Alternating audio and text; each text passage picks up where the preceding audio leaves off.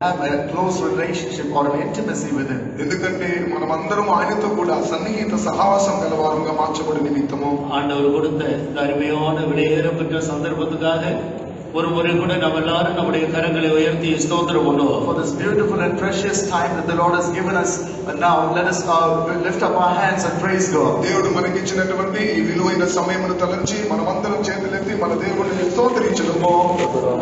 ஸ்தோத்திரம். அவருடைய நிலவரங்களையும் நன்றாக அறிந்த தேவன் தான் நம்முடைய தேவன். Our God is a God who knows the status of every one of us very well. మన ప్రతి ఒక్కొక్కరి యొక్క స్థితిగతులు ఎరిగిన దేవుడే మన దేవుడై ఉన్నాడు.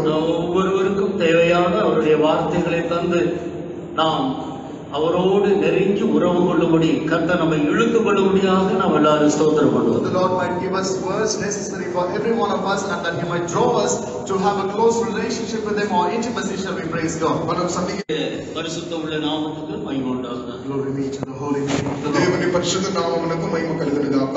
இந்த வருடம் நம்முடைய வாலிபர் முகாமின் தலைப்பாக தேவனோடு உள்ள நெருக்கமான உறவு என்ற தலைப்பின் கீழே நாம் பல காரியங்களை சிந்திக்கக்கூடிய வந்திருக்கிறோம். We have gathered here to meditate various things on the theme of a youth camp, which is intimacy with God. ఈ సంవత్సరము మన యవనస్తులకు మహామ యొక్క శీర్షిక దేవునితో సన్నిహితమైన సహవాసమును గురించి మనము ధ్యానించుచు ఉన్నాము. இந்த தலைப்பிலே நான் விளங்கிக் கொள்ளுகிற காரியம் மனிதன் தேவனை விட்டு வெகு தூரமாக இருக்கிறான் என்பதுதான். What we understand from the theme is that man has gone very far away from God. ఈ యొక్క అంశములో మనం తెలుసుకోవాల్సిన విషయం ఏమిటంటే మనుషుడు దేవుని విడిచి ఒక దూరంగా వెళ్ళి ఉన్నట్లుగా గ్రహించుకొనగలము. எப்படி మనిదన్ దేవుని விட்டு வெகு தூரமாக போனார்? How did man ever go far from God? ఏ విధముగా మనుషుడు దేవుని విడిచి ఒక దూరంగా వెళ్ళిపోయి ఉన్నాడు? ஆண்டவர் மனிதனை சிருஷ்டிக்கும் பொழுது தேவன் மனிதனை செம்மையுள்ளவனாக உண்டாக்கினார் என்றுதான் வேதம் தெளிவாக நமக்கு எடுத்துரைக்கிறது. When the Lord created man, the scripture clearly tells us He created man upright. దేవుడు మనుషుని సృష్టించేటప్పుడు వారిని మంచి వాణిగానే దేవుడు సృష్టించినట్లుగా వేదవాక్యం మనకు బోధించుచున్నది. ஆதியாகமம் 1-2 அதிகாரங்களிலே நாம் வாசிக்கும் பொழுது சிருஷ்டிக்கப்பட்ட நாளில் அந்த நாட்களில் மனிதனும் தேவனும் எவ்வளவு நெருக்கமான உறவுள்ளவர்களாக இருந்தார் என்பதை அந்த வேத வசனங்கள் நம்முடைய மனக்கண்களை பிரகாசிக்கக்கூடியதாக இருக்கிறது. Reading from Genesis, the first 2 chapters, we are able to understand about the close intimacy that man had with God, and our eyes are enlightened to that. ఆదికాండము 1-2 అధ్యాయములలో దేవుడు మనుషులను సృష్టించినప్పుడు మొదటి దినములలో దేవునికి మనకు మధ్యలో దేవునికి మనుషునికి మధ్యలో ఉన్న సన్నిహిత సహవాసము గురించి మనం చదివినట్లయితే మన యొక్క కన్నులను ప్రకాశింపజేసే రీతిగా కనబడుచు ఉన్నది. ஆண்டவர் தனது சாயலின்படியையும் நமது ரூபத்தின்படியையும் மனிதனை சிருஷ்டிப்போமாக என்று சொல்லி மனிதனை சிருஷ்டித்து அவனுக்கு ஏற்ற துணையாக அவருடைய விழா எழும்பிலிருந்து ஒரு மனுஷியையும் ஆண்டவர் உருவாக்கி அவனுக்கு முன்பாக கொண்டு வந்து நிறுத்தி இவர்கள் இருவரையும் ஏதேன் என்ற ஒரு தோட்டத்தில் கொண்டு வந்து வைத்தார். God said, let us make man in our image and in our likeness, and the Lord created both, and He made him a helpmate out of one of his ribs, bones in his ribs, and He brought them both and kept them in the garden called Eden. దేవుడు తన పోలిక చొప్పున తన సారూప్యమందు మనుషులను సృష్టించి అతనికి ప్రక్కటి ఎముకల నుంచి ఎముక తీసి అతనికి సాటి అయిన సహాయకురాలుగా దేవుడు నారిని సృష్టించి అతని ప్రక్కన ఉంచి దేవుడు వారిద్దరిని ఏదైనా తోటలో ఉంచి ఉన్నాడు. ஒவ்வொரு நாளும் குளிர்ச்சியான நேரத்தில் ஆண்டவர் அந்த தோட்டத்துக்கு தான் சிருஷ்டித்த மனிதர்களோடு சம்பாஷிக்கும்படியாக கடந்து வருவார். Every day God used to come to the garden at the cool of the day to speak to man whom He had created. దినము చల్లటి పూట తాను సృష్టించినటువంటి మనుషులతో మాట్లాడడానికి దేవుడైన యెహోవా మనుషులతో కూడా మాట్లాడడానికి వచ్చి ఉండేవాడు. ஆண்டவர் எப்பொழுது வருவார் என்று சொல்லி அவர்களும் அந்த நேரத்தில் அவளோடு காத்து கொண்டிருப்பார். They too used to await eagerly as to when God would come. దేవుడు తమతో మాట్లాడడానికి ఎప్పుడు వచ్చునా అని వారు ఆకాంక్షతో కనిపెట్టి చూడేవారు.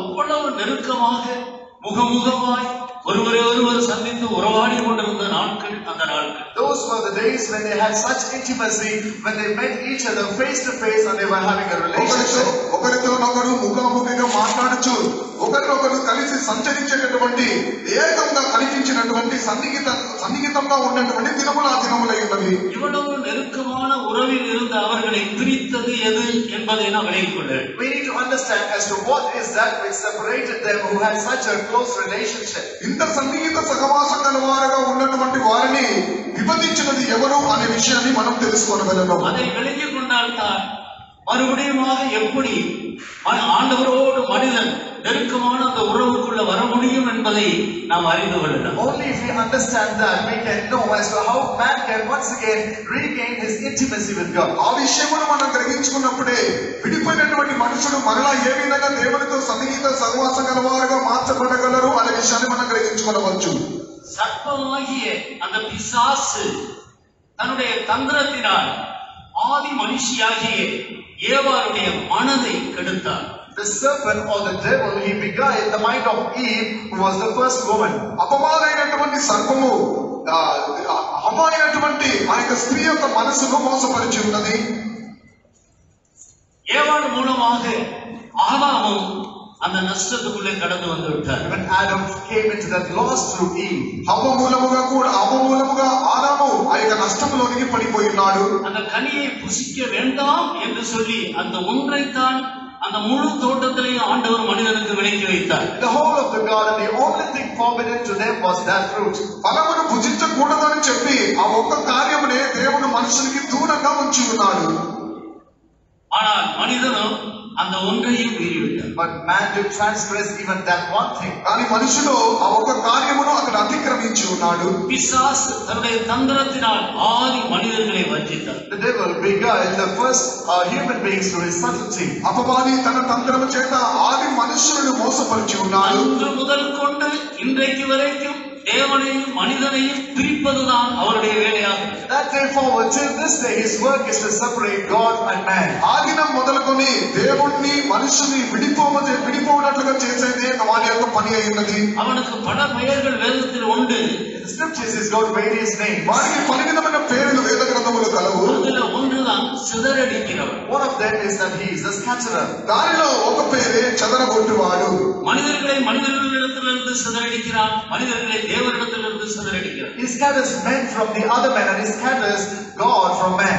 మనుషుని యొక్క నుంచి చెదరగొట్టుచున్నాడు, మనుషులు దేవుని యొక్క నుంచి ముడమాడి చెదరగొట్టుచున్నాడు.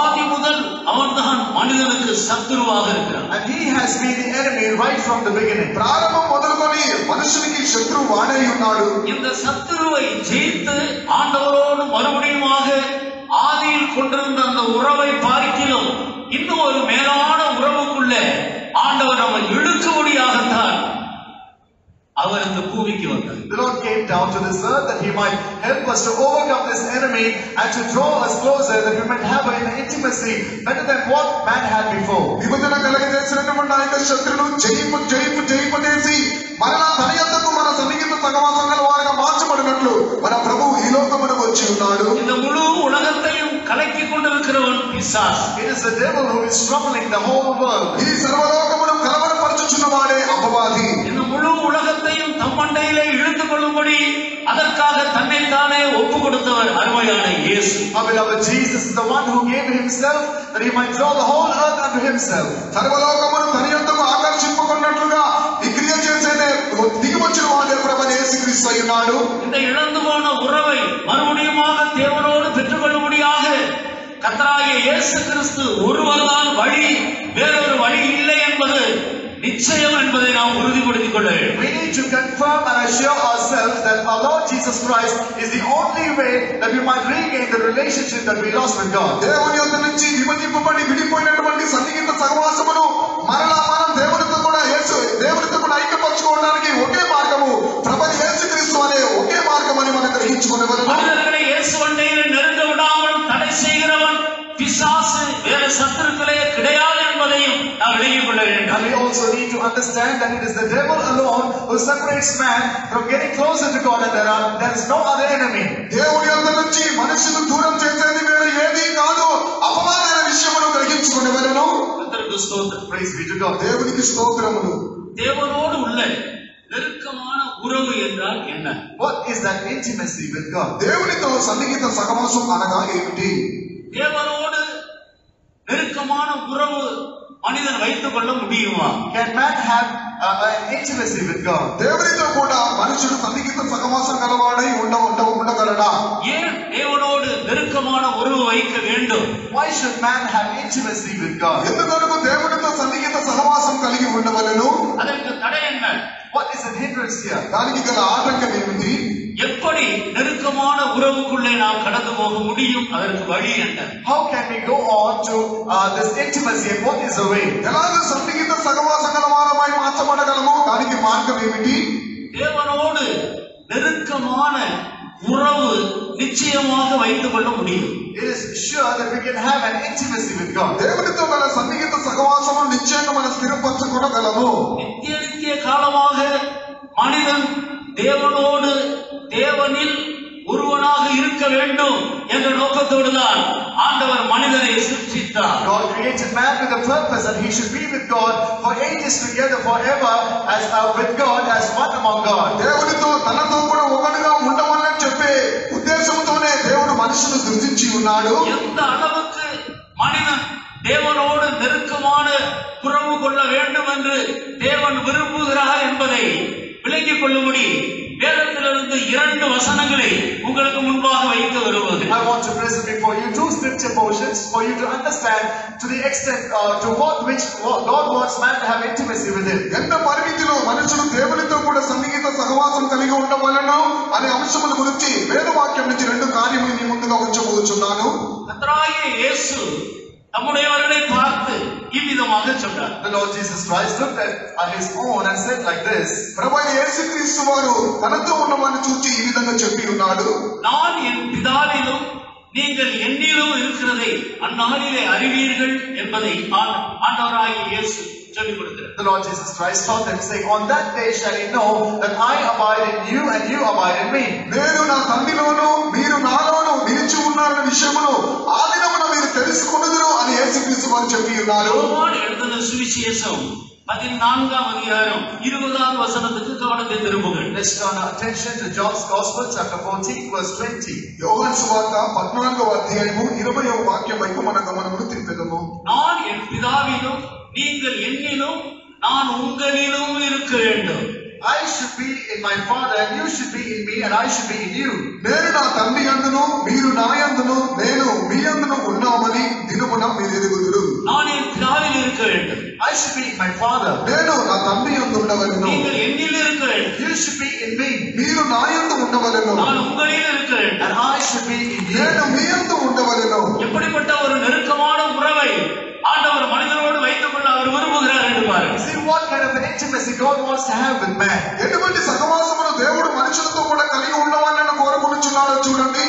இந்த நோக்கத்தோடு தான் ஆண்டவர் மனிதனை சிருష్டித்தார். It is with this purpose God created ఈ man. ఉద్దేశం నిమిత్తమే దేవుడు మనుషుని కలగజేసి ఉన్నాడు. యోహాను எழுதின సువిశేషం 17వ అధ్యాయం 21వ వచనத்துக்கு நான் வரும் பொழுது When we come to John's Gospel chapter 17 verses 20 and 21. యోహాను సువార్త 17వ అధ్యాయము 20-21 వాక్యములకు వచ్చినప్పుడు அங்கே கர்த்தராகிய இயேசு கிறிஸ்து எப்படி பிதாவை நோக்கி ஜெபிக்கிறார் என்பதை பாருங்கள். There we see as to how the Lord Jesus Christ prayed to the Father. ప్రభువైన యేసుక్రీస్తు వారు తండ్రిని చూసి ఏ విధంగా మొరపెట్టుచున్నారు ఈ స్థలంలో చూడండి. அவர் நம்முடைய சீசர்களுக்காகவும் அவர்கள் மூலமாக தேவனுடைய வார்த்தைகளை கேட்டு கீழ்ப்படுகிற தேவ ஜனங்களுக்காகவும் வேண்டிக் கொள்கிறார். He prayed for his disciples and for the people of God who heard the word of God through them and obeyed them. తనతో ఉన్న శిష్యుల నిమిత్తము దేవుని యొక్క వాక్యమును విని జీవించే వారి నిమిత్తము ఆయన ఏ విధంగా విజ్ఞాపన చేయించున్నాడో చూడవచ్చు. 20-21వ వచనத்தை వాసించండి. 20-21 వాక్యమును చదువుకుందాం. మరియు నీవు నన్ను పంపితువని లోకము నమ్మునట్లు తండ్రి నా యందు నీవును నీ యందు నేనును ఉన్నలాగున వారిలో మన యందు ఏకమై ఉండువలెనని వారి కొరకు మాత్రం నేను ప్రార్థించుటలేదు. వారి వాక్యము వలన నా యందు విశ్వాసముంచు వారందరిలో ఏకమై ఉండవలెనని వారి కొరకును ప్రార్థించుచున్నాను. Neither pray I for these alone, but for them also which shall believe on me through their word, that they all may be one, as thou, Father, art in me, and I in thee, that they also may be one in us, that the world may believe that thou hast sent me.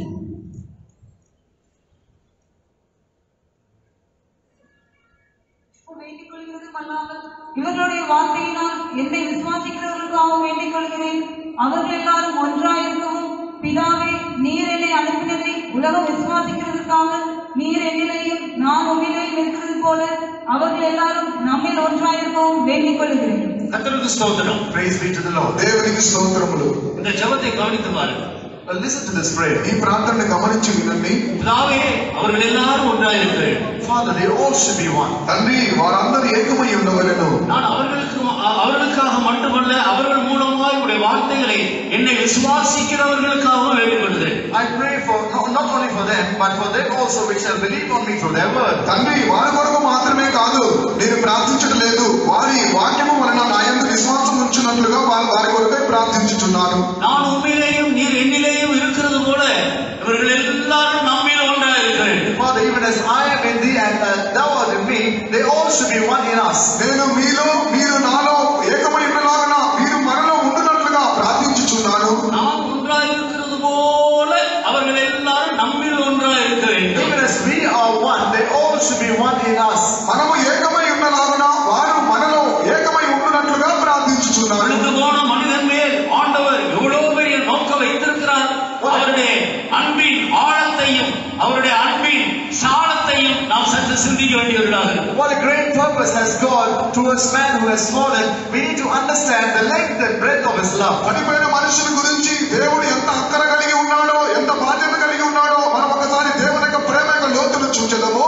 வேதத்தை அறிந்த கிறிஸ்தவர்களோடு நான் பேசுகிறேன். I speak to Christians who know the scripture. వేదవాక్యములు ఎరిగినటువంటి క్రైస్తవులతో నేను మాట్లాడుచున్నాను. முந்தின நித்தியம் என்ற ஒரு நித்தியத்தை குறித்து வேதம் நமக்கு அறிமுகப்படுத்துகிறது. Scripture introduces us about an eternity called the former eternity. ముందు ఉన్నటువంటి నిత్యముల గురించి వేదవాక్యం మనకు పరిచయం చేయించి ఉన్నది. பிதா, குமாரன், பரிசுத்த ஆவியானவர். The Father, the Son and the Holy Ghost. తండ్రి, కుమార, పరిశుద్ధాత్మ దేవుడు. இனி பிந்தின நித்தியம் என்று சொல்லி இனி வரப்போகிறதான நித்தியத்தை குறித்து வேதம் நமக்கு காட்டிக் கொடுக்கிறது. Scripture also points towards to us about the eternity to come, which is the latter eternity. తర్వాత నిత్యము అనగా రాబోయే నిత్యముల గురించి వేదవాక్యం మనతో మాట్లాడుచున్నది. நான் ஜெயம் கொண்டு என் பிதாவுடைய சிங்காசனத்தில் அவரோடு கூட உட்கார்ந்திருக்கிறது போல ஜெயம் கொள்ளுகிறவர்கள் எவர்களோ அவர்களும் என்னுடைய சிங்காசனத்தில் என்னோடு கூட உட்காரும்படிக்கு அருள் செய்வேன் என்று அருமையான இயேசு சொல்லுகிறார். Our beloved Jesus says, even as I am overcome and am seated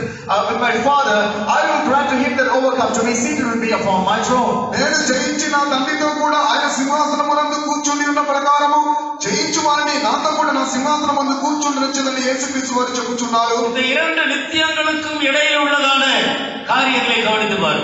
Pay attention to the things that are between these two eternities. ఈ రెండు నిత్యములకు మధ్యలో ఉన్నటువంటి కార్యములు ఇప్పుడు మనం గ్రహించి చూచెదము. இந்த இரண்டு நித்தியத்துக்கு உள்ள வித்தியாசத்தை கவனித்து பாரு.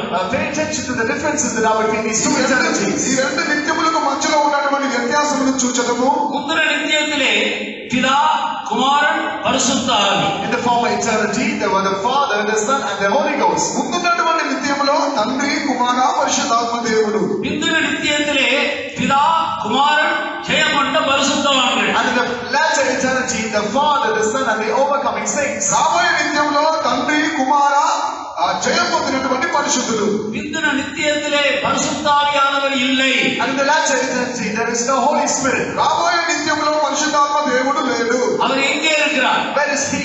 ఆయన ఎక్కడ ఉన్నాడు? அவரும் மனிதனும் ஒன்றாகி விடுகிறார்கள். Him and man become one. ఆయన మనుషులు ఏకపరచబడుచు ఉన్నారు. அவருக்கு தனிப்பட்ட ஒரு இடம் இல்லை. He has no separate place. ఆయనకు ప్రత్యేకమైన వేరే స్థలము లేదు. அந்த இடத்தில் தான் ஜெயம் கொண்ட பரிசுத்தவான்கள் இருக்கிறார்கள். It is in that place the overcoming saints are there. ఆ స్థలంలోనే జయం పొందిన పరిశుద్ధులు ఉన్నారు. அவர்களுக்குள்ளே பரிசுத்த ஆவியானவர் மறைந்து விடுகிறார். In them the Holy Spirit is hidden. వారిలో పరిశుద్ధాత్మ దేవుడు మరుగైచున్నాడు. இந்த பரிசுத்த ஆவியானவர் இந்த பூமியில் இருக்கும்போது மனிதனை ஒவ்வொரு நாளும் தன்னை போல மாற்றி மாற்றி மாற்றி மாற்றி தன்மயமாக்கி கொள்ளுகிறார். This Holy Spirit every day changes man like himself while man is upon this earth, and he makes him his own. ఈ భూమి మీద ఉన్నప్పుడు పరిశుద్ధాత్మ దేవుడు ప్రతిదినము వారిని తన వల్ల మార్చి తన వారిగా మార్చుచున్నాడు. நான் இந்த காரியங்களை குறித்து பேசும்போது ஒரு உதாரணத்தை எப்போதும் சொல்கிறது. I always used to quote an example while speaking about these things. ఈ కార్యముల గురించి మాట్లాడినప్పుడు ప్రతిసారి ఒక ఉదాహరణ చెప్పే అలవాటు ఉన్నది. கர்த்தராகிய இயேசு விளங்கிக் கொள்ளும்படியாக உவமைகளின் மூலமாகத்தான் அவர் பேசிக்கொண்டே வருகிறார். The Lord Jesus Christ also keeps speaking through parables for people to understand. ఇతను అర్థం చేసుకున్నట్లుగా యేసుక్రీస్తు పలు ఉపమాన రీతిలుగా మాట్లాడి ఉన్నాడు. பலருக்கும் தெரியும் தயிர் எப்படி தயாரிக்கப்படுகிறது. Many know as to how yogurt is prepared. అందరికీ తెలుసు ధాన్యం ఏ విధంగా తయారు చేయబడుతున్నదని. பாலை நன்றாக காய்ச்சி ஆற வைத்த பிறகு அதுல கொஞ்சம் மோர் எடுத்து ஊத்தினால் அந்த இரவெல்லாம் ஏதோ ஒரு வேலை நமக்கு கண்ணுக்கு தெரியாமல் அதற்குள்ள நடக்கிறது. அடுத்த நாள் பார்க்கும் போது பாலையும் காணவில்லை, மோரையும் காணவில்லை, ரெண்டும் சேர்ந்து தயிர் என்ற ஒரு புதிய ரூபத்தில் காணப்படுகிறது. Milk is heated or boiled very well and then it is thawed, and after that a little bit of buttermilk is poured into it, and there is some unseen work happening in that over the night, and in the morning we neither see the milk or the buttermilk, but we see yogurt. రాత్రిలో పాలు బాగా వేడి చేసి దాంట్లో కొంచెం పెరుగు వేసినప్పుడు దాంట్లో ఏదో ఒక కార్యం జరుగుతున్నది. ఉదయం లేచి చూసేసరికి పాలు కనిపించట్లేదు, అది చివరికి ఉదయానికి ఒక పెరుగుగా తయారవుతున్నది. இதை அருமையான இயேசு கிறிஸ்து ஒரு உவமையாக சொல்லும்போது மத்தேயு 13ஆம் அதிகாரத்தில் இப்படி சொல்லுகிறார். Beloved, Jesus Christ spoke in Matthew's Gospel chapter 13 while speaking about something he used a parable. ఈ కార్యమును ప్రభువైన యేసుక్రీస్తు ఉపమాన రీతిగా చెప్పినప్పుడు మత్తయి సువార్త 13వ అధ్యాయంలో మనం చూడగలము. ஒரு ஸ்திரீ 3 படி மாவிலே கொஞ்சம் புளித்த மாவை ஊற்றி அதை அடக்கி வைக்கிறார். A woman took 3 measures of meat and she took a little leaven and hid that in the lump. ఒక స్త్రీ 3 వైపులటువంటి పిండిలో కొంచెము పులిసిన పిండి ఆమె ఉంచుతున్నది. அது முழுவதும் புளிப்பேறி விடுகிறது. And the whole lump became leaven. ఆ పిండంతయు కొంచెం ముందు అప్పుడే చేయొచ్చు ఉన్నది. இப்போது ஏற்கனவே பார்த்த அந்த 3 படி மாவையும் காணோம், ஊத்தின அந்த ஒரு படி ஊத்தினதான அந்த கொஞ்சம் புளித்த மாவையும் காணோம். ரெண்டும் ஒன்றாக சேர்ந்து முழுவதும் புளிப்பேறி ஒரு புதிய ரூபத்தில் காணப்படும். Now neither do we see those 3 measures of meat or the little leaven that was hidden in that. Now the whole thing is transformed and there's a whole leavened lump. ఇప్పుడు 3 సేకల గోధుమ పిండి అనేది ఈ కొంచెం పులిసిన పిండి కలిసినప్పుడు ఇప్పుడు ఆ పులిసిన పిండి కొంచెం కనపడట్లేదు, 3 వందల పిండి కనిపించట్లేదు. ఇప్పుడు అదంతా ఒక పులిసిన పిండిగా కనబడుచు ఉన్నది. இந்த 3 படி மாவு என்று சொல்லுவதுதான் கெட்டு போன மனிதர்களாகிய நம்முடைய ஆவி, ஆத்மா, சரீரத்தை காட்டுகிறது. This 3 measures of meal signifies the spirit, soul and body of man who got corrupted. ఈ 300 పిండి అనగా ఇది మనుషుల యొక్క చెడిపోయినటువంటి ఆ ప్రాణాత్మ దేహమును బయలుపరుచుచున్నది. ஆதி மனிதன் பாவம் செய்தது நிமித்தம் தேவனை விட்டு பிரிந்து போனான். Because the first man committed sin, he got separated from God. ఆది మనుషుడు పాపం చేసినందువలన దేవుని విడిచి అంతగా ప్రత్యేకింపబడి ఉన్నాడు. பாவம் மனிதனையும் தேவனையும் பிரித்து விட்டது. Sin separated man from God. పాపం అనేది మనుషుల్ని దేవుని విడిపోవనట్లుగా చేసి ఉన్నది. தேவனை விட்டு வெகு தூரமாக விலகி போன இந்த மனிதனை மறுபடியும் அவருக்குள்ளே கொண்டு வரும்படியாக ஆண்டவர் இந்த உவமையை சொல்லுகிறார். God speaks this parable that he might bring back man who drifted far away from God. దేవుని విడిచి విడిపోయినటువంటి మనుషుల్ని ఏకపరచునట్లుగా ప్రభువైన యేసుక్రీస్తు ఉపమానమును తెలియజేయచ్చు ఉన్నాడు. கொஞ்சம் புளித்த மாவுதான் பரிசுத்த ஆவியானவரை காட்டுகிறது. That little leaven signifies the Holy Spirit. కొంచెం పులిసిన పిండి పరిశుద్ధాత్మ దేవుని బయలుపరుచుతున్నది. அது 3 படி மாவாகிய ஆவி, ஆத்மா, சரீரத்துக்குள் அடக்கி வைக்கும் பொழுது அந்த பரிசுத்த ஆவியானவர் இந்த மனிதன் முழுவதையும் தன்னை போல் ஆக்கிவிட்டது. When there is hidden 3 measures of meal, which is the spirit, soul and body of man, the Holy Spirit takes the whole of man like himself. ఈ 3 కొంచెముల పిండిలో పరిశుద్ధాత్మ అనే దేవుడు కొంచెం పులిసిన పిండి ఆ ముద్దలు కలిసినప్పుడు ఆ ముద్దంతా తన వలే మార్చుచు ఉన్నాడు. இதற்கு முன்பாக நாம் பிசாசின் பிள்ளைகளாக இருந்தோம் நம்முடைய பாவத்தின் நிமித்தம். Before this, because of our sin, were we the children of devil. మన పాపం నిమిత్తము గడిచిన కాలంలో అపవాది యొక్క పిల్లలుగా మనం కనిపించి ఉన్నాము. యేసు கிறிஸ்துவுடைய பெரிய இரக்கத்தினால, அவர் சிந்தின இரத்தத்தினால் நம்முடைய பாவங்கள் போக நாம் கழுவப்பட்டு பரிசுத்த ஆவியினால் பரிசுத்தமாக்கப்பட்டு நாம் தேவனுடைய பிள்ளைகளாக நாம் ஜீவித்துக் கொண்டே வருகிறோம். Because of the great mercy of Jesus and the blood that he has shed, we have been washed of our sins and we have been cleansed by the Holy Spirit and we have been living as the children of God. దేవుని యొక్క మహా కనికరమును బట్టి పరిశుద్ధాత్మ దేవుడు మన పరిశుద్ధపరచడం వలన ఇప్పుడు మన దేవుని యొక్క పిల్లలుగా మార్చబడి ఉన్నాము. இனிமேல் எப்படி இருப்போம்? How shall we be henceforth? ఇక మీదట మనం ఏ విధంగా ఉండేదమో? முன்பு நாம் பிசாசின் பிள்ளைகள். We were formerly the children of the devil. ముందు మనం అపవాది పిల్లలుగా ఉన్నాము. இப்பொழுது தேவனுடைய பிள்ளைகள். And now the children of God. ఇప్పుడు మనం దేవుని యొక్క బిడ్డలుగా ఉన్నాము. இனிமேல் எப்படி இருப்போம்? How shall we be in future? ఇక మీదట మనం ఏ విధంగా ఉండదము? வேதம் என்ன சொல்லுகிறது? What does the scripture say? వేదవాక్యం ఏం చెప్పుచున్నది? ஆண்டவர் அதை குறித்து என்ன சொல்லுகிறார்? What does the Lord say about that? దేవుడు ఆ విషయముల గురించి ఏమి చెప్పుచున్నాడు? 1 யோவான் 3ஆம் அதிகாரம் 1-3 వచనங்களிலே நாம் அதை குறித்து தெளிவாக படிக்கிறோம். We read clearly about that in the first episode of John, chapter 3, verses 1-3. 3వ యోహాను మొదటి అధ్యాయము మొదటి 3 వాక్యములను మనం ఆ కార్యమును చదువుచున్నాము. இப்பொழுது நாம் தேவனுடைய பிள்ளைகளாக இருக்கிறோம். Now are we the sons of God? ఇప్పుడు మన దేవుని యొక్క పిల్లలుగా ఉన్నాము. இனிமேல் அவர் வெளிப்படும் போது அவர் இருக்கிற வண்ணமாகவே நாம் அவரை தரிசிக்க போகிறோம். When he shall appear, we are going to see him as even as he is. ఆయన ప్రత్యక్షమైనప్పుడు ఆయన పోలి ఉండుము, ఆయన ఉన్నట్లుగానే మనం ఆయన దర్శించబోచున్నాము. அப்போது நாம் அவருக்கு ஒப்பாக இருப்போம். Then shall we be like him. ఆ సమయమందు ఆయనను పోయిన వారమై మనం ఉండదము. அவரை பார்த்தாலும் நம்மை பார்த்தாலும் ஒன்று போல இருக்கும். Looking at him and looking at us, both is going to be the one and the same. అప్పుడు ఆయనను చూచినప్పుడు ఆయనను మనము ఏకరీతిగానే ఒకేలాగా ఉండదము. அப்படியானால் ஆண்டவர் நம்ம மேல் வைத்த அன்பு எவ்வளவு பெரியது என்று பாருங்கள். If that be so, see how great is the love that the Lord has kept on us. అలాగైనట్లయితే దేవుడు మన మీద ఉంచినటువంటి ప్రేమ ఎంత గొప్పదో చూడండి. விழுந்து போன மனிதனுக்குள்ளே இந்த வேலையை துவக்கினது யார்? Who began this work in the fallen man?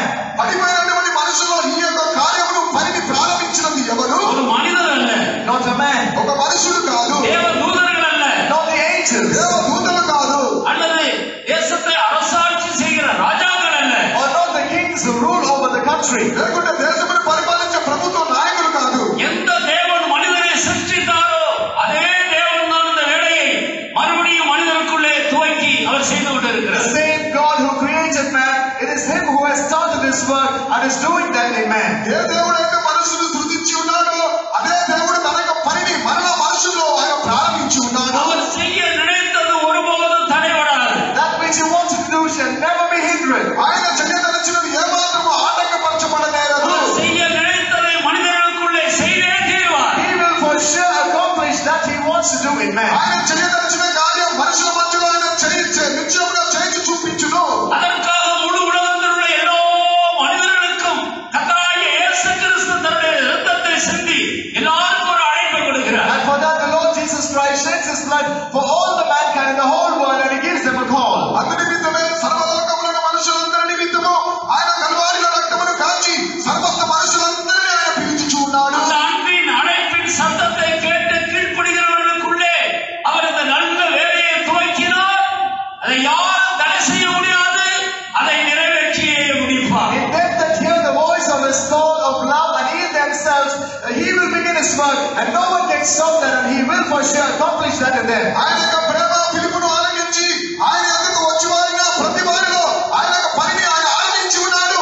ఆయన ప్రారంభించిన ఈ కార్యమును ఎవ్వరూ ఆటంకపరచలేరు. அருமையான தேவனுடைய பிள்ளையே, நீ எந்த நிலவரத்தில் இருந்தாலும் சரி, Dear child of God, whatever may be your state, ప్రియమైన దేవుని బిడ్డ, నీవు ఎటువంటి పరిస్థితుల్లో ఉన్నను కూడా தேவனுடைய விருப்பத்தின்படி அவருடைய நோக்கத்துக்கு நாம் நம்மை ஒப்புக் கொடுக்கும் போது அந்த வேலையை அவர் துவக்குவார். அவரே அதை வெற்றிகரமாக முடிப்பார். அதை தடை செய்ய யாராலும் முடியாது. when we yield ourselves to the purpose of God, according to the desire of God, he will begin his work in us and he will accomplish that in us and no one can stop that. దేవుని యొక్క సంపూర్ణమైన ఉద్దేశములకు సమర్పించుకుని ఎడల ఆయన ఆ కార్యమును ప్రారంభించి ఆయన ఆ కార్యమును ముగించును. దాన్ని ఎవ్వరూ అడ్డగించలేరు. எத்தனை பேர் இதை ஒத்துக்கொள்கிறோம்? How many of us accept this? ఎంతమంది కార్యమును ఒప్పుకొనుచున్నారు? இதை விளங்கிக் கொண்டவர்கள் கரங்களை உயர்த்தி கர்த்தருடைய நாமத்துக்கு மகிமையாக ஒரு அல்லேலூயா சொல்லுங்கள். Those who understood this, lift up your hands and shout hallelujah to glorify the name of the ఈ Lord. కార్యమును ఒప్పుకున్న వారు గ్రహింపుగల వారు మీ చేతులు ఒప్పుకో, మీ చేతులు ఎత్తి దేవుని యొక్క నామం మహిమతో ఒక హల్లెలూయా అని ఆర్భటించుదాము.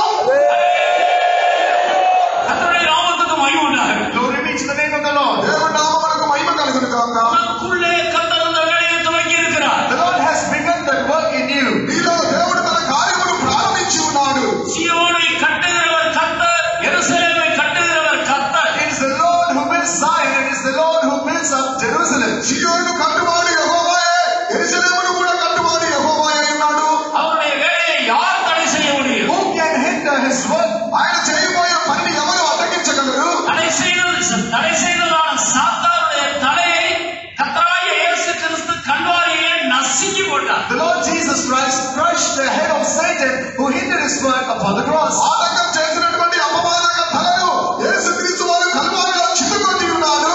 தலையை நசுக்கிறார் என்பதனுடைய பொருள் என்ன? What is the meaning of him crushing his head? తలను చితగొట్టి ఉన్నాడు అనడానికి అర్థం ఏమిటి? மனிதனுக்கு விரோதமாக, மனிதன் மேல் ஆண்டவர் வைத்த நோக்கத்துக்கு விரோதமாக பிசாசு எடுக்கிற ஒரு முயற்சியும் அவருடைய ஒரு ஆலோசனையும் நிறைவேறாது என்பதுதான் அதனுடைய அர்த்தம். No endeavor or no counsel of the devil that the devil takes against man would ever come to pass. మనుషుల గురించి దేవుడు తీసుకున్నటువంటి నిర్ణయమును అడ్డుపరచుటకు సాతాను ఎటువంటి అడ్డుపరచలేడు అనడానికి సాతానుకు తల చితగొట్టబడి ఉన్నదని దానికి అర్థమై ఉన్నది. கர்த்தராகிய இயேசு கிறிஸ்து தன்னுடைய மரணத்தினாலே மரணத்துக்கு அதிகாரியாகிய பிசாசானவனை ஜெயித்தார். The Lord Jesus Christ through his death he overcame the devil who is the author of death. యేసుక్రీస్తు తన యొక్క మరణము ద్వారా మరణాధికారి అయినటువంటి అపవాదిని ఆయన జయించి ఉన్నాడు. தூரமாக போன மனிதனை நேசித்தபடியால் அவனை மறுபடியுமாக தேவனுக்குள் கொண்டு வந்து சேர்க்கும்படியாக தேவனே இயேசு என்ற நாமத்தில் இந்த பூமியில் இறங்கி வந்தார். And because he loved man when God far away from him, because he wanted to bring him back to him, then God himself came down in the name of Jesus. దేవుడు ప్రేమించినటువంటి మనుషులు దూరముగా వెళ్ళినటువంటి మనుషుల్ని మళ్ళా తన యొద్దకు ఆకర్షించే నిమిత్తమే యేసు అనే నామము ఈ యొక్క లోకంలో ప్రత్యక్షమైనది. சகோதரரே, சகோதரியே, விலகிக் கொள்ளுங்கள். கர்த்தராகிய இயேசு உலகத்தை நியாயம் தீர்க்க வரவில்லை, உலகத்தை ரட்சிக்கும்படியாக வந்தார். Dear brother, sister, understand this. The Lord Jesus Christ did not come to this world to judge it, but to love it. ప్రియమైన దేవుని బిడ్డ, ప్రభువైన యేసుక్రీస్తు వారు ఈ లోకమును న్యాయం తీర్చడానికి రాలేదు, ఈ లోకమును రక్షించడానికి ఆయన వచ్చి ఉన్నాడు. உன் குடும்பத்தார் உன்னை நியாயம் தீர்க்கலாம். Your family might judge ఈ you. కుటుంబస్తులు నీ గురించి తీర్పు తీర్చవచ్చు. உன் நண்பர்கள் உன்னை வெறுத்து நியாயம் Your தீர்க்கலாம். friends may hate you, they may judge you. స్నేహితులు ద్వేషించి నీ మీద తీర్పు తీర్చవచ్చు. உலகத்தில் உள்ள மனிதர்கள் உன்னை நியாயம் The தீர்க்கலாம். people of this world may judge you. లోకములను మనుషులు నీ మీద తీర్పు తీర్చవచ్చు. நீ அதை எடுக்காதே. You don't take it. నీ దాన్ని పట్టించుకోకము. உன்னை ரட்சிக்கிற ஒரு தேவன் உனக்காக ஜீவிக்கிறார். A God who saves you lives for you. నిన్ను రక్షించే ఒక దేవుడు జీవిస్తున్నాడు. உன்மேல் விழுந்த எல்லா தண்டனைகளையும் அவர் சுமந்து உன்னை அதிலிருந்து வெளியே கொண்டு வரும்படியாக உனக்காக அவர் மரித்தார், உனக்காக அவர் எழுந்திருக்கிறார். He died for you and he is risen for you, that he might take upon himself all the punishment that is yours, and he is risen for you. నీ మీద విధించినటువంటి శిక్షలన్నిటి నుంచి నిన్ను విడిపించి నిమిత్తమే ఆయన నీ కొరకు మరణించి ఉన్నాడు, నీ కొరకే తిరిగి లేచి ఉన్నాడు. கர்த்தராகிய இயேசு கிறிஸ்து கல்வாரியில் ஒரு மனிதன் ஒரு நிறைவான அனுபவத்தை பெற்றுக்கொண்டு தேவனோடு ஒன்றாக்கப்படும்படியாக என்ன செய்ய வேண்டுமோ அதற்கு எந்த தடையோ எல்லா தடைகளையும் தகர்த்து செய்ய வேண்டியதை செய்து முடித்து விட்டார். The Lord Jesus Christ has done all things that man might have a full experience. He has accomplished all things necessary for that, and he has removed all the hindrances against that. దేవుని చేత సూచింపబడిన మనుషుడు ఏ ఆశీర్వాదమును పొందుకొనవలనో ఆ ఆశీర్వాదం పొందుకోకుండా ఆటంకపరిచే అపవాదిని యేసుక్రీస్తు కల్వారిలో ఆయన జయించి ఉన్నాడు.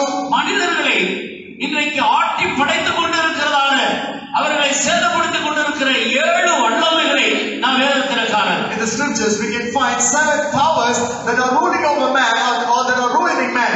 ఈ దినములో మనుషుల్ని ఏలుబడి చేస్తూ మనుషుల్ని అపవిత్రపరుచున్నటువంటి కార్యములు 7 కార్యములు వేదవాక్యములు మనం చూడగలము. அந்த 7 வல்லமைகளையும் கர்த்தராகிய இயேசு கிறிஸ்து கல்வாரியிலே அவர் ஜெயித்து விட்டார். The Lord Jesus Christ upon Calvary has overcome all those 7 powers. ఆ 7 శక్తులను ప్రభువైన యేసుక్రీస్తు వారు కల్వారిలో జయించి ఉన్నారు. ஒன்று, మనిదனை முதலாவது வேதனைப்படுத்துகிற வல்லமை பாவம். One, the first power that is tormenting man is sin. మొట్టమొదటిగా మనుషుని వేదన పరిచేటటువంటి మొదటి కార్యం పాపము. இரண்டாவது, மனிதனுடைய பலவீனம். Secondly, the weakness of రెండవది man. మనిషి యొక్క బలహీనత. மூன்றாவது, அவருடைய வியாதி.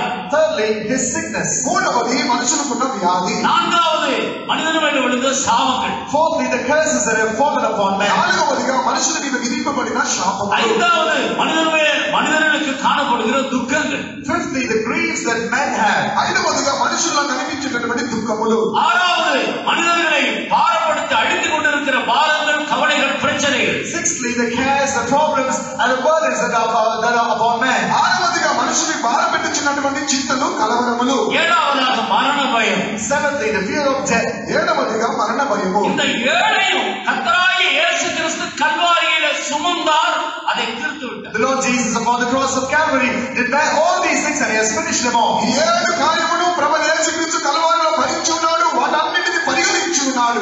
யார் கல்வாரியை விசுவாசித்ததை தியானிக்கிறார்களோ அவர்கள் இந்த 7 பூர்ண ஜெயத்தை பெற முடியும். Now whosoever would believe upon Calvary and who would give themselves to it can receive deliverance from all these 7 things. ఎవరైనా ఈ కల్వారిని ధ్యానించుచు ఈ కల్వారిని విశ్వసించుచున్నారో ఈ 7 కార్యముల నుంచి వారు పూర్ణ విడుదల పొందుకొనగలరు. యేసు క్రీస్తుவின் கல்வாரி மரணத்தை விசுவாசிக்கிறவர்களை இந்த 7 வல்லமைகளும் சேதப்படுத்தவே முடியாது. None of these 7 powers can cause the damage in them that believe the death of Jesus Christ upon the cross. ప్రభువైన యేసుక్రీస్తు వారి యొక్క కల్వారి మరణమును విశ్వసించు వారిని ఈ 7 కార్యములు ఏమాత్రము హాని చేయలేవు. கரங்களை உயர்த்தி ஒரு 7 அல்லேலூயா வல்லமையோடு சொல்லுவோமா? Shall we lift up our hands and mightily shout 7 hallelujahs? మన చేతులు పైకెత్తి 7 హల్లెలూయాలు శక్తివంతంగా చెప్పదమా? விசுவாசத்தோடு சொல்லி பாருங்கள். இந்த 7 அன்புள்ள ஆண்டவர் பூர்ண ஜெயத்தை நமக்கு தருவார். Say it with faith. Our loving God shall give us perfect deliverance from all these 7 things. విశ్వాసముతో చెప్పండి, ప్రేమగల దేవుడు ఈ 7 కార్యముల నుంచి మనందరినీ విడిపించును, జయమనుగ్రహించును. హల్లెలూయా హల్లెలూయా హల్లెలూయా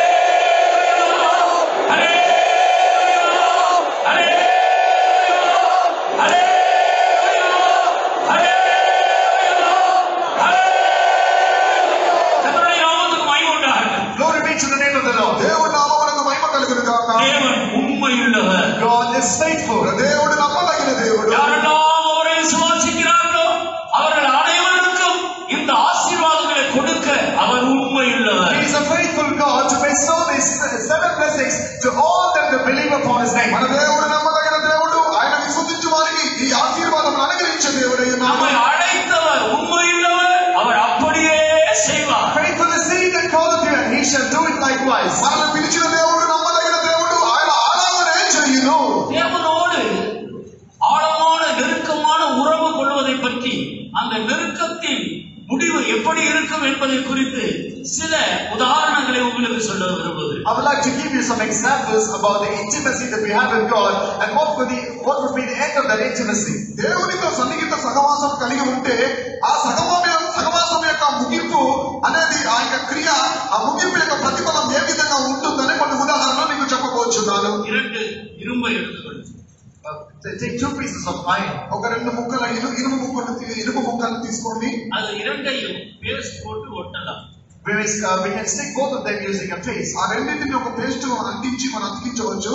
அது கூட ஒரு உறவு தான். That is also one అది relationship. కూడా ఒక సహవాసమే, ఒక బంధనై ఉన్నది. தூரமாக இருந்த 2 இரும்பு நகர்கள் ஒன்றாக அது ஒட்ட வைக்கப்பட்டது. These 2 iron plates that were far with the place they been united together. 2 ముక్కలుగా విడివిడిగా ఉన్నటువంటి ఆ ఇనుము ముక్కలు ఇప్పుడు ఏకపరచబడింది. అదొక సంబంధం, ఒక బంధమే. அது ரெண்டையும் போல்ட்ஸ் போட்டு ஒரு போல்ட் மூலமாக அதை டைட் பண்ணலாம். We may make a hole, bore a hole through those 2, and through a bolt we may tighten them. దూరంగా ఉన్న 2 ముక్కలను బోల్ట్ తో కూడా కలిపి టైట్ చేసి వాటిని ఏకపరచవచ్చు.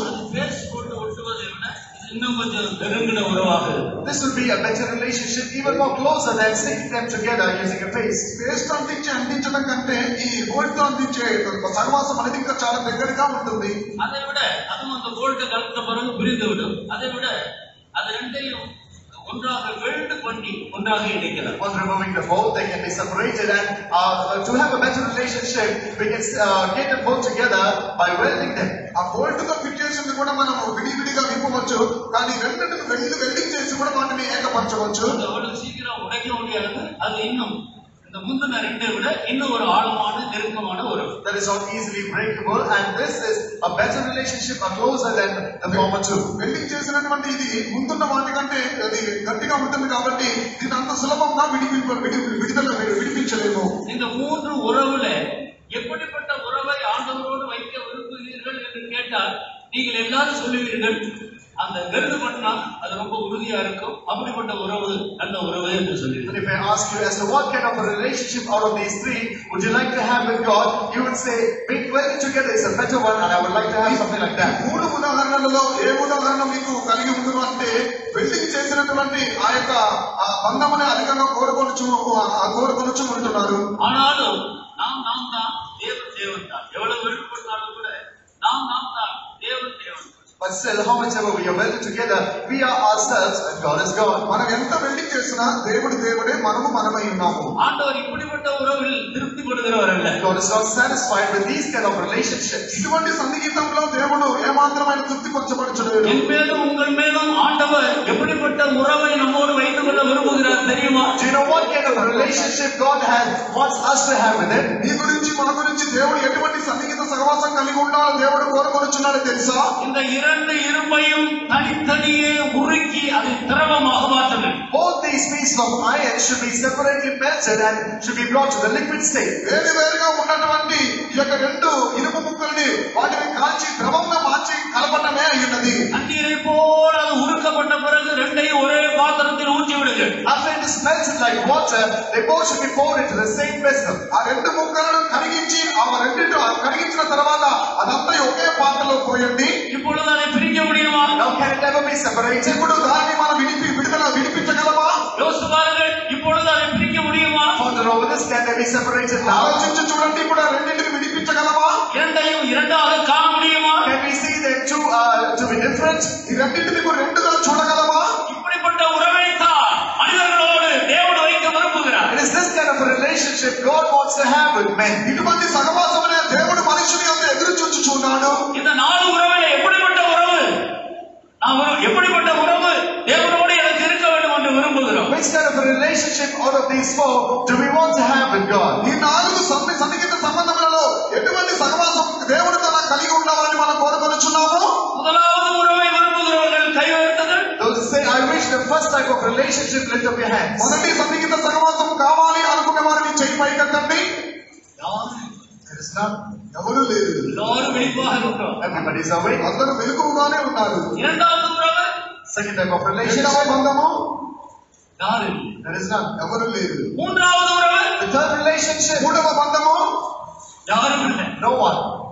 நான்காவது உறவு Fourth relationship, నాలుగవ బంధము ஹல்லேலூயா. இப்படிப்பட்ட உறவு வைக்க வேண்டும் என்றுதான் இப்படிப்பட்ட கூட்டங்களை ஆண்டவரும் பரிசுத்தவான்களும் ஒழுங்குபடுத்தி the Lord and the saints have prepared these kind of meetings that we might have this kind of a relationship. ఇటువంటి సన్నిహిత సహవాసం కలిగి ఉండమని చెప్పే పరిశుద్ధులు దేవుడు మనకి ఇటువంటి కూటములు నియమించి ఉన్నాడు. ஏதோ வளையம் போட்டு பிடித்து உங்களை உள்ள இழுத்து கொண்டு வர வேண்டும் என்ற நோக்கம் அல்ல. It is not with the purpose that you should be brought here inside through some net. ఏదో వలవిసిరి బలవంతంగా మిమ్మల్ని లోపలికి తీసుకొని రావాలని కాదు.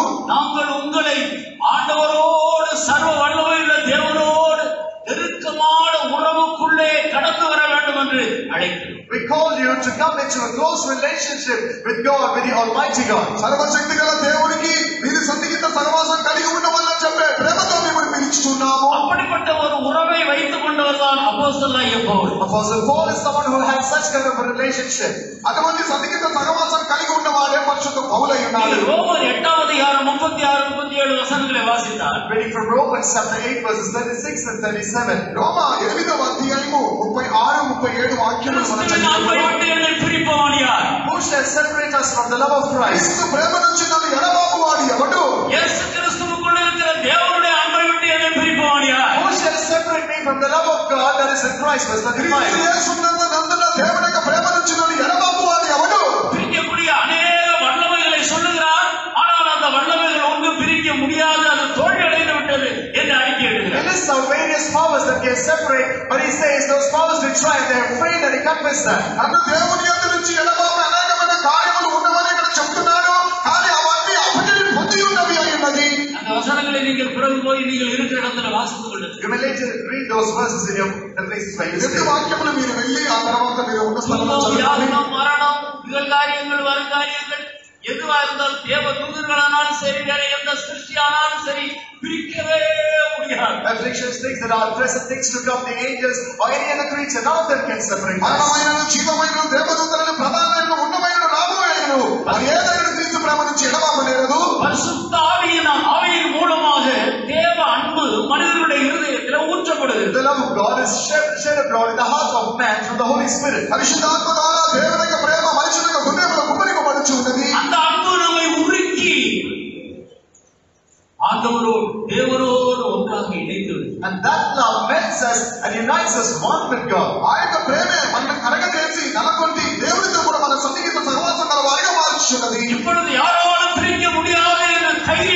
சொல்லுகிறார். Now he boldly says, no one can separate me now. ఇప్పుడు ఎవరు నన్ను దేవుని నుంచి ఎడబాపలేరని ధైర్యంగా చెప్పుచూ ఉన్నారు. பரிசுத்த பவுலுக்கு மட்டுமல்ல, அதை விரும்புகிற யாவருக்கும் தருவதற்கு பட்சபாதம் இல்லாத தேவன் உண்மையுள்ளவராக இருக்கிறார். Not only to Saint Paul, but the Lord is faithful and he is not partial to give it to everyone who desires that. పరిశుద్ధ పౌలుకు మాత్రమే కాదు, తన అడుగు ప్రతి వారికి పక్షపాతం లేని దేవుడు కొలతలేని వాగ్దానం అనుగ్రహించుచున్నాడు.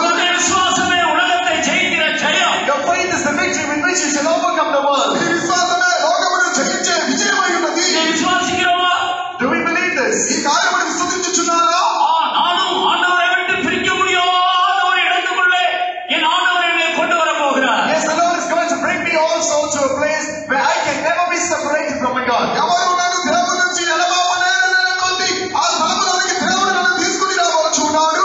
தேவ அன்பு என்னை அந்த இடத்துக்குள்ள கொண்டு போய் சேர்க்க போகிறது. Yes, the love of God is going to take me to that place. అటువంటి స్థలములోనికి దేవుని యొక్క ప్రేమ నన్ను తీసుకుని పోబోచున్నది. பரிசுத்த ஆவியானவர் இந்த நாட்களிலே அந்த ஆழமான இடத்தில் என்னை கொண்டு போக போகிறார். The Holy Spirit is in these days going to take me to the deeper place. పరిశుద్ధాత్మ దేవుడు అటువంటి లోతైన స్థలములోనికి దినమున నన్ను తీసుకుని పోచున్నాడు. விசுவாசிக்கிறவர்கள் கர்த்தரை மகிமைப்படுத்துவார்கள். Those who believe this shall be glorified the ఈ Lord. కార్యము నమ్మి విశ్వసించు వారు దేవుని యొక్క నామమును మహిమపరచుదుము గాక. హల్లెలూయా!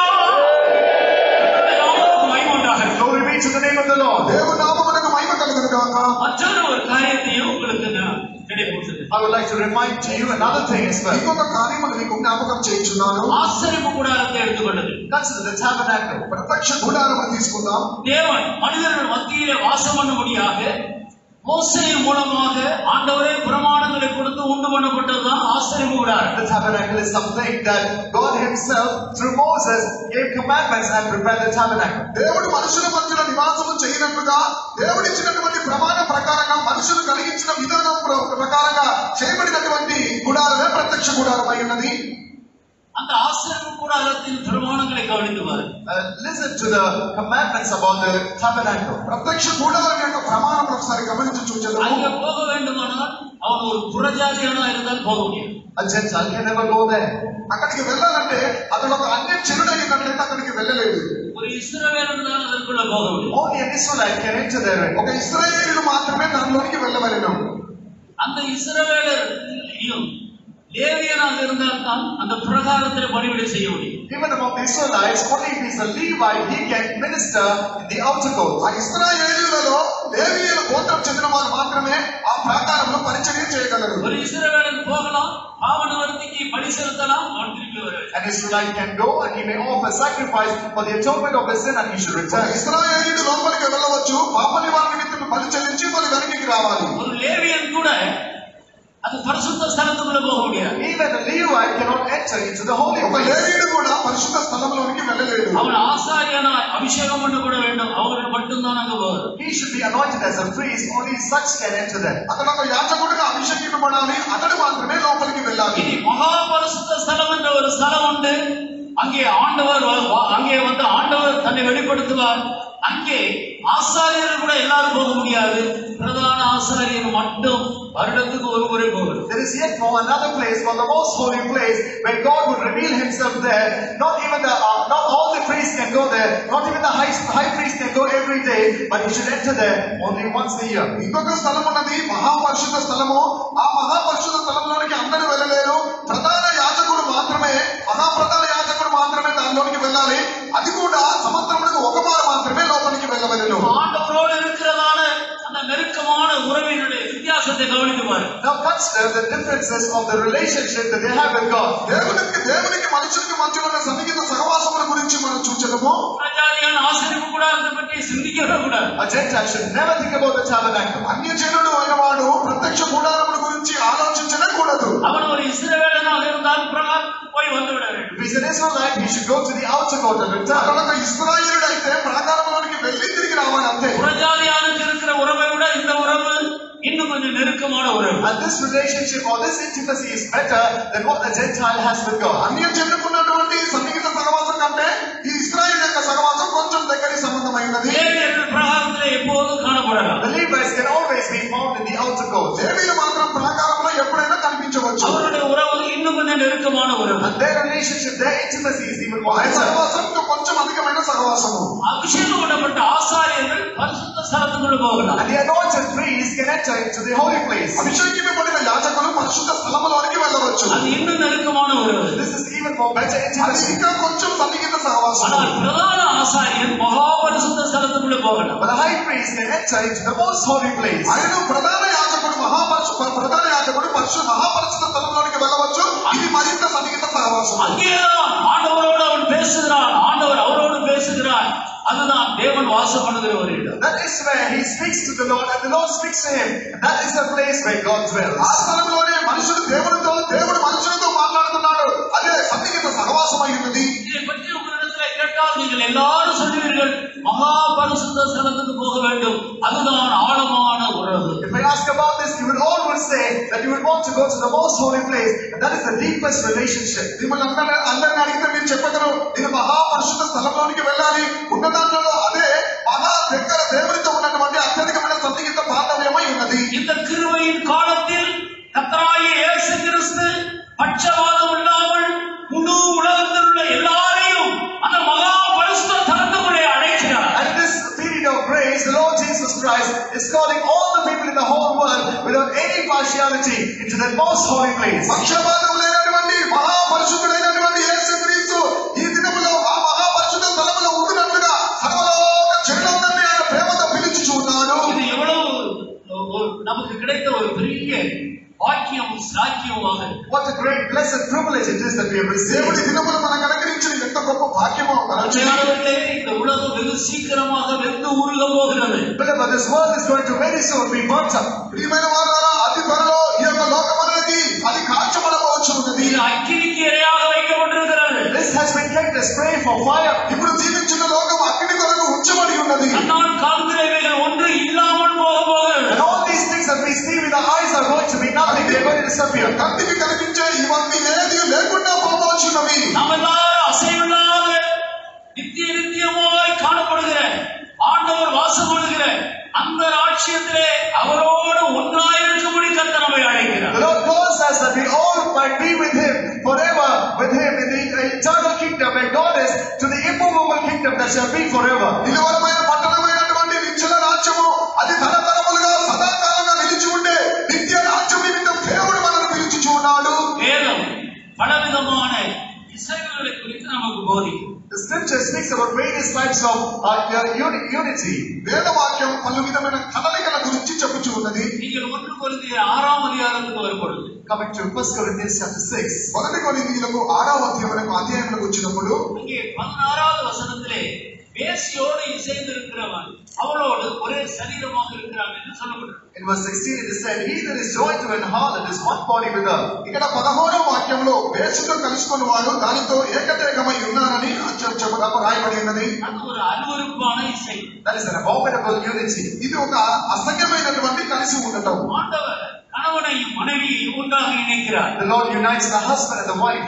దేవుడు భార్యని భర్తని ఏకపరుచున్నాడు. அது தேவனால் அனுமதிக்கப்பட்ட ஒரு கனமான இசை. That is an honorable unity that is acceptable or permitted by God. అది దేవుని చేత నియమింపబడినటువంటి కనపరచబడేటటువంటి కలిసి ఉండటం. அதை நாம் எபேசியர்ல வாசிக்கிறோம். About which we read in Ephesians. దాని గురించి మనం ఎఫెసీయులో చదువుచున్నాము. இதே 16வது வசனத்தில் பின்பகுதியில் என்ன வாசிக்கிறோம்? And what do we read in the latter portion of the 16th verse? ఈ 16వ వాక్యం వెనుకలో మనం ఏం చదువుచున్నాము? வேசியோடு இசைந்திருக்கிறவன் அவரோடு ஒரே சரீரமாக இருக்கிறது போல கர்த்தரோடு இசைந்திருக்கிறவன் அவரோடு ஒரே ஆவியாக இருக்கிறான்.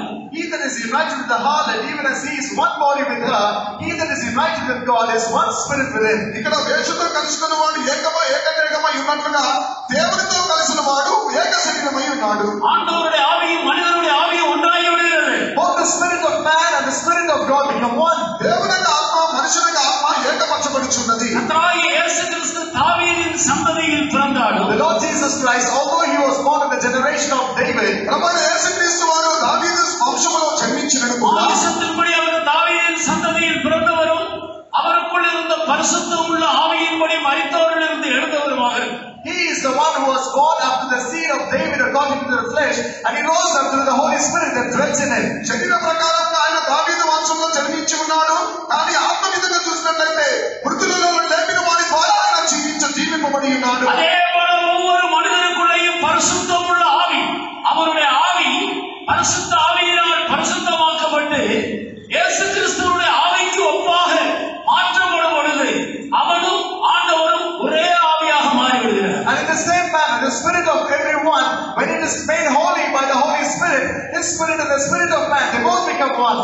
ఆయనలో ఉన్నటువంటి పరిశుద్ధ ఆత్మ ద్వారా మనిషి పరిశుద్ధపరచబడినప్పుడు తన యొక్క పరిశుద్ధమైన ఆత్మ ద్వారా మనిషి దేవుడు ఏక ఆత్మగా మార్చబడుచు ఉన్నాడు. நம்முடைய ஆவியில் யாதொரு அசுசியம் இல்லாமல் ஆவி முழுவதும் கிறிஸ்துவின் ஆவிக்கு ஒப்பாய் அது பரிசுத்தமாக்கப்பட்டிருக்கிறது. All of our spirit should have become sanctified without any kind of an impurity in our spirit. మన యొక్క ఆత్మలో ఎటువంటి కల్మషము లేకుండా దేవుని యొక్క ఆత్మ చేత మనం కలిసి ఉండవలెను. பரிசுத்த பவுல் சொல்கிறார், எங்களுக்கோ கிறிஸ்துவின் சிந்தை இருக்கிறது. Saint Paul says we have the mind of Christ. పరిశుద్ధ పౌలు వారు చెప్తున్నారు, మేము క్రీస్తు యొక్క మనసును కలిగి ఉన్నవారమై ఉన్నాము. நாங்கள் கிறிஸ்துவோடு ஒரே ஆவியாக இருக்கிறோம். We have one spirit with Christ. మేము క్రీస్తుతో కూడా ఏక ఆత్మ గలవారమై ఉన్నాము. இந்த ஆவியுள்ளவர்கள் மட்டும்தான் மரித்தவர்களிலிருந்து முதலாவது உயிர்த்தெழுவார்கள். And only those that have this spirit shall first rise up from the dead. ఇటువంటి ఆత్మ పొందిన వారు మాత్రమే మృతులలో నుండి మొదటగా లేపబడగలరు. தேவன் எப்படிப்பட்ட ஒரு இசைவுக்குள்ளே இந்த பூமியில் நம்மை கொண்டு வருகிறார் என்று பாருங்கள். See what kind of a unity the Lord brings us into upon this దేవుడి earth. లోకంలో మనుషుని ఎటువంటి బాంధవ్యంలోనికి తీసుకొచ్చుచున్నారో చూడండి. இப்படி பரிசுத்தமாக்கப்பட்ட தேவனுடைய ஜனங்கள் கிறிஸ்துவின் நிறைவான சரீரம் என்று அழைக்கப்படுகிறார்கள். மத்திய வானத்தில் தலையாகிய கிறிஸ்து வரும்பொழுது இந்த சரீரம் அவரோடு போய் இணைந்து கொள்ளும். ஒன்றாய் சேர்ந்து கொள்ளும். The people of God who are sanctified like this, they are called as the fullness of Christ upon this earth, which is His body, and at the coming of the Lord, this shall go get united in the mid-air with the head, which is Christ. ఇటువంటి వారు మాత్రమే సంపూర్ణ సిద్ధి పొందినటువంటి క్రీస్తు పరిశుద్ధ శరీరముగా ఏక శరీరంగా పిలువబడుచున్నారు. అటువంటి వారు మాత్రమే మధ్యాకాశంలో యేసు వచ్చినప్పుడు ఆయనతో కూడా ఏకపరచబడగలరు. இன்னொரு காரியத்தை சொல்லி நான் முடிக்க வருவோம். I would like to tell another thing and then conclude. ఇంకా ఒక కార్యమును చెప్పి నేను ముగింపగోరుచున్నాను. நீங்கள் எசேக்கியேல் 47 அதிகாரம் 3வது வசனத்திலிருந்து வாசித்தார். Reading from Ezekiel chapter 47 verse 3 onwards. Ezekiel గ్రంథము 47వ అధ్యాయము 3వ వాక్యం నుంచి మనం చదివినట్లయితే அங்கே ஒரு நதி ஓடுகிறதாக சொல்லப்பட்டிருக்கிறது. And there we see that there's a river flowing. అక్కడ ఒక నది ప్రవహించుచున్నట్టుగా చదువుచున్నాం. தேவ அன்பின் நதியாகிய பரிசுத்த ஆவியானவரை காட்டுகிறது. And that signifies the Holy Spirit, who is the love of the river of the love of God. అది దేవుని యొక్క ప్రేమ అనే నది, పరిశుద్ధాత్మ నదిని அது బయలుపరచుచున్నది. ஆண்டவருடைய அன்பின் நதி என்று எடுக்கலாம், அவருடைய மகிமை நதி என்று எடுக்கலாம், அவருடைய வல்லமை நதி என்று எடுக்கலாம், அவருடைய பரிசுத்தத்தின் நதி என்று எடுக்கலாம். எப்படி வேண்டுமானாலும் நாம் அதை எடுத்துக்கொள்ளலாம். When we consider it as a river of His love, river of His power, river of His glory, or anything. ఇది దేవుని యొక్క ప్రేమ, దేవుని యొక్క మహిమ, దేవుని యొక్క శక్తి, పరిశుద్ధాత్మ నది కూడా మనం పోల్చి చెప్పుకోవచ్చు. அதிலே பல அனுபவங்களை அந்த வேத வசனம் நமக்கு காட்டி கொடுக்கிறது. And the scripture portion shows us various experiences in that. దీనిలో పలు అనుభవములు దేవుని యొక్క వాక్యం మనకు వివరించుచు ఉన్నది. அந்த நதிக்கு தூரமாக இருக்கிற ஒரு அனுபవం, There's an experience of being far from the river. ఈ నదికి దూరముగా ఉన్నటువంటి ఒక అనుభవము, அந்த நதியிலே கணுக்கால் அளவு கடந்து போகிற அனுபవం, And moving on to the depth in that water. ఈ నదిలో చిన్నపన్న లోతుగా వెళ్ళే ఒక அது అనుభవం. ஒரு நெருக்கமான உறவு தான். And that's a better relationship. అది కొంచెం సన్నిహిత సహవాసమే. அதை விட முழங்கால் அனுபவம் இன்னும் நெருக்கமான உறவு. And there's a knee deep water, and that's a better ఆ relationship. నీళ్ళలో కొంచెం మోకాల లోతున్న నీళ్ళు, ఇది కొంచెం సన్నిహిత அதை సహవాసమే. விட இன்னும் இடுப்பளவு, அது இன்னும் நெருக்கமான உறவு. And there's also water to the loins, and that is even more intimate. ఆ నీళ్ళలో మొలలోతు లేక నడుమంత భాగము, ఇది సన్నిహిత సహవాసమే. இந்த அனுபவத்துக்கு கத்தனமை அழைக்கவில்லை. The Lord has not called us to this experience. ఇటువంటి అనుభవములకు దేవుడు మనల్ని పిలవలేదు.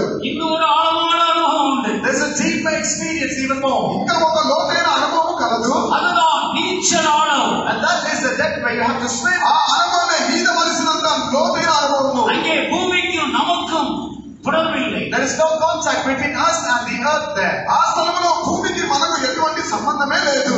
அங்கே அதுவரைக்கும் அவன் நம்முடைய கண்ட்ரோலுக்குள்ள இருக்கிறான். Till then, he is under his own control. అప్పటి వరకు అతను తన ఆధీనంలోనే ఉన్నాడు. நீச்சலாலும் போகும்போது When he goes to the depth where he has to swim, ఈదవలసినటువంటి లోతులోనికి వెళ్ళినప్పుడు அவன் தன்னுடைய கட்டுப்பாட்டை இழக்கிறான். he loses his control. అతను తన యొక్క ఆధీనాన్ని కోల్పోవచ్చున్నాడు. இப்போது அந்த நதி அவனை தன்னுடைய கண்ட்ரோலுக்குள்ள கொண்டு வந்துவிடுது. Now the river brings him under its own control. ఇప్పుడు ఆ నది అనేది తన ఆ వ్యక్తిని తన ఆధీనంలోనికి తీసుకొచ్చున్నది. நீச்சலானதுக்குள்ள போய் விடுகிறான். He goes to the depth where he has to swim. ఇదే అటువంటి లోతులోనికి అతను వెళ్తున్నాడు. అది పోగడమల్లాం அவன் போய் கொண்டிருக்கிறான். And he goes wherever the river carries him. నది వెళ్ళే చోట్లలోనికి అతను వెళ్తున్నాడు. நீ இளவயதுள்ளவனாக இருக்கும்போது உன்னை நீயே அரைகட்டி கொண்டு உனக்கு இஷ்டமான வழியில் நடந்து தெரிந்தால் நீ முதிர் வயதாகும் போது உன் கைகளை நீட்டுவாய். வேறொருவனாகிய பரிசுத்த ஆவியானவர் உன் கரத்தை பிடித்து நடத்துவார். உனக்கு இஷ்டமில்லாத பாதை அவர் கொண்டு போய் விடுவார். When you were young, you got your own loins and you moved about and you wanted wherever you desired. And when you become old, you will stretch your hands, and the Holy Spirit, who is somebody else, He will guard your loins and He will lead you to the place where you will not desire. నీవు యవనస్తుడమైనప్పుడు నీకు ఇష్టమైన చోటులోనికి నీ వెళ్ళింది. కానీ నీవు ముసలివాడమైనప్పుడు నీ చేతులు చాపదువు. వేరొకడు వచ్చి నీ నడుమును కట్టును. ఆ పరిశుద్ధాత్మ వేరొకడు వచ్చి నడుమును కట్టును. అతడు నీకు ఇష్టం లేని చోటులోనికి నిన్ను నడిపించును. இந்த சபிக்கப்பட்ட பாவ உலகத்தில் எனக்கு ஆண்டவரோடு இப்படிப்பட்ட உறவுதான் வேண்டும் என்று விரும்புகிறவர்கள் கண்களை மூடுவாங்க. Those who desire, it is this kind of an intimacy that involves with God in this cursed and sinful world. Close your eyes. ఇటువంటి శపించబడిన ఈ లోకంలో ఇటువంటి దేవునితో సన్నిహిత సహవాసమే నాకు కావాలని ఎంతమంది కోరుకొచ్చున్నారు? మీ కన్నులు మూసుకోనండి. எல்லாரும் தயவு செய்து கண்களை மூடுவாங்க. All of you, please close your eyes. అందరూ దయచేసి మీ కన్నులు మూసుకోనండి. நீ எவ்வளவு பலவீனம் உள்ள ஆளாக இருக்கலாம். How much of a weak a person you may be. నీవు ఎంత బలహీనమైన మనిషిపై ఉండవచ్చు. ஆயிரக்கணக்கான குறைகள் உன்னிடத்தில் இருக்கலாம். You may have thousands of shortcomings in you. వేల కొలది బలహీనతలు కొరతలు నీలో ఉండవచ్చు. அதை நீக்குவது ஆண்டவருக்கு லேசான காரியம். It's an easy thing for the Lord to remove them. వాటిని తొలగించడం దేవునికి సులభమైన కార్యము. அவர் வானத்தை பூமியை சகலவற்றையும் உண்டாக்குற தேவன். He is God who created the heaven and the earth and all things therein. ఆయన ఆకాశమును భూమిని సమస్తమును సృష్టించిన దేవుడై ఉన్నాడు. சமுத்திரத்தை இரண்டாக பிளந்த தேவன். And He is the God who divided the seas. సముద్రమును రెండు పాయలుగా చీల్చిన దేవుడు. கரை புரண்டு வந்ததான யோர்தானின் தண்ணீரை திரும்பி போக பண்ணின தேவன். And He turned back. He is God who turned back the water of Jordan that was flowing over His land. నిండి పొందుతున్నటువంటి యోర్దానును వెనక్కి మళ్ళినట్లుగా చేసిన దేవుడు. ஒரு மனிதனுடைய சொல் கேட்டு சூரியனையும் சந்திரனையும் அதனுடைய ஸ்தானத்திலே நிறுத்துற தெய்வம். And He is God who made the sun and the moon in His position, hearing the word of a man. ఒక మనుషుల యొక్క మాటను విని సూర్యుని చంద్రుడిని అదే స్థానంలో నిలిపినటువంటి మహాదేవుడు. உன்னுடைய விளைவுகளை என்னுடைய விளைவுகளை நீக்குவது அவனுக்கு லேசான காரியம். It is a light thing for Him to remove your weakness and my weaknesses. నీ బలహీనతలు నా బలహీనతలు తొలగించడం ఆయన ఎంతో సులభమైన కార్యమై ఉన్నది. அதை பற்றி சிந்திக்காதீர்கள். Do not think about that. దాని గురించి మీరు ఏమాత్రం ఆలోచించకండి. ஒரே ஒரு காரியம்.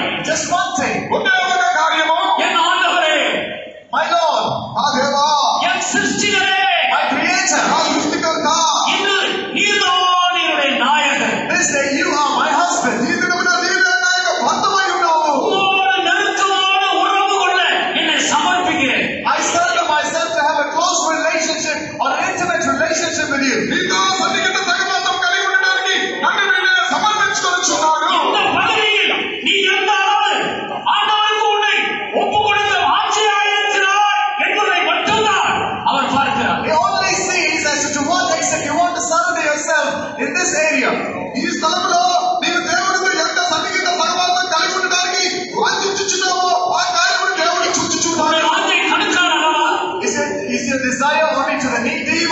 వాంఛ చిలమండలోతా, கணுக்கானவா? Or is it to the depth of the knee? మోకాళ్ళలోతా, இடுப்பளவா? Or is it to the loins? నడుములోతా, நீச்சலானவா? Or is it to the depth where you have to నీకు swim? వేసినంత లోతా, எதை வாஞ்சிக்கிறாய்? What do you desire? ఏమిటి కోరుకొనుచున్నావు? அந்த நீச்சலான உறவுக்குள்ளே கர்த்தருடைய அழைக்கிறார். The Lord calls you to come to the relationship where you will have to swim. నీకు వేసినంత లోతులోనికి దేవుడు నిన్ను పిలిచిచున్నాడు. அவருடைய வாஞ்சையை தான் பார்க்கிறார். He sees only your desire. ఆయన నీ వాంఛను తెరిచి చూచుచున్నాడు. அவன் என்மேல் வாஞ்சியாய் இருந்தபடியால் நான் அவனை விடுவித்தேன் என்று கர்த்தருடைய வாக்குத்தத்தம் சொல்லுகிறது. The promise of the Lord says, because He has set His affection upon me, I shall deliver him. అతడు నా యందు ఇష్టడిగా ఉన్నందువలన నేను అతన్ని విడిపించుటకు దేవుని యొక్క వాక్యం సెలవిచ్చుచున్నది. வாஞ்சித்தால் விடுதலை சொந்தம். If you desire, deliverance belongs to you. నీకు వాంఛించినట్లయితే విడుదల నీకు సొంతం. வாஞ்சித்தால் தேவனோடு ஆழமான நெருக்கம் சொந்தம். If you desire intimacy, a deeper intimacy with God belongs to you. నీకు